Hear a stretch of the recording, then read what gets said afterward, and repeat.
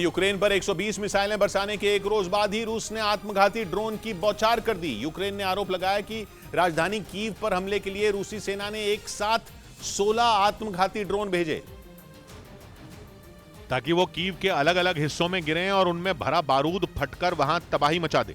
रूस की तरफ से भेजे गए कई ड्रोन ने तो अपना काम कर दिया और कीव की कई इमारतों को नुकसान पहुंचाया। लेकिन यूक्रेन ने दावा किया कि रूस की ओर से भेजे गए 16 आत्मघाती ड्रोन में 7 को मार गिराया गया है। यूक्रेन के मुताबिक 2 ड्रोन तो कीव में घुसने से पहले ही ढेर कर दिए गए, जबकि 5 ड्रोन को शहर में घुसने पर नाकाम किया गया। इस हमले से एक रोज पहले ही यूक्रेन पर 120 मिसाइलों से वार किया गया था। यूक्रेन ने आरोप लगाया था कि मिसाइल हमले में कीव समेत 7 शहरों को निशाना बनाया गया था।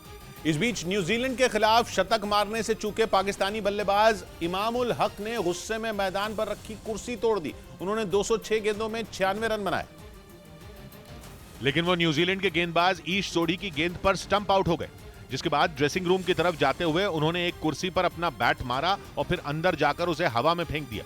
उनके इस तरह से गुस्से में तोड़फोड़ करने का वीडियो सोशल मीडिया पर वायरल हो गया।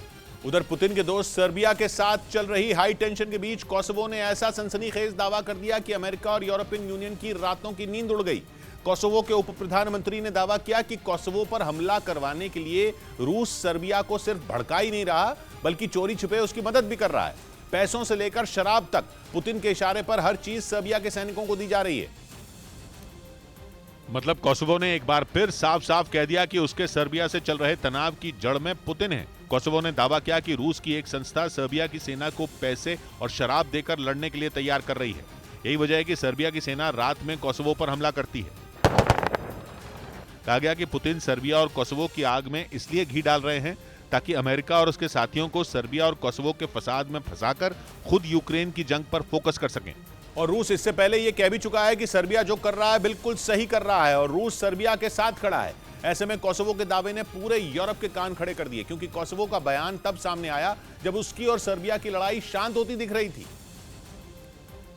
अब इसका एक ही मतलब है कि सर्बिया के पीछे हटने का ऐलान अमेरिका और यूरोपियन यूनियन की आंखों में धूल झोंकने का पैंतरा है। अमेरिका और यूरोपियन यूनियन के मनाने पर 2 दिन पहले ही सर्बिया ने ऐलान किया था कि उत्तरी कोसोवो में 19 दिन से हंगामा कर रहे सर्ब समुदाय के प्रदर्शनकारी बैरिकेड हटा लेंगे। वहीं सर्ब समुदाय के जिस पूर्व पुलिसकर्मी की गिरफ्तारी के विरोध में उत्तरी कोसोवो के लोग प्रदर्शन कर रहे थे, उसे भी कोसोवो ने हिरासत से रिहा करके घर में नजरबंद कर दिया। लेकिन ऐसा लग रहा है कि हाथी के दांत दिखाने के और खाने के कुछ और हैं। दोनों देशों के मन में अब भी दुश्मनी कूट कूट कर भरी है। इधर पश्चिम बंगाल में वंदे भारत ट्रेन को हरी झंडी दिखाने के लिए हुआ कार्यक्रम विवाद की वजह बन गया। बंगाल की सीएम ममता बनर्जी इस कदर भड़क गई कि वो मंच पर भी नहीं गई, जबकि पुलिस के अधिकारी और कई नेता उन्हें मनाने की कोशिश में लगे रहे। कार्यक्रम में आए मेहमानों के लिए मंच के साथ कुछ कुर्सियां लगाई गई थी। ममता बनर्जी उन्हीं कुर्सियों पर बैठ गईं और मंच पर नहीं गईं। उनका गुस्सा बीजेपी कार्यकर्ताओं की तरफ से हो रही नारेबाजी पर था। बड़ी संख्या में आए बीजेपी कार्यकर्ता जय श्री राम के नारे लगाते रहे। टीएमसी ने आरोप लगाया कि बीजेपी को सियासी शिष्टाचार तक नहीं आता। राजनीतिक शिष्टाचार, पॉलिटिकल डिसेंसी, पॉलिटिकल सम्मान, ये सब चीज बीजेपी का डिक्शनरी में है ही नहीं। हावड़ा स्टेशन पर हुए इस कार्यक्रम में केंद्रीय रेल मंत्री अश्विनी वैष्णव मौजूद रहे।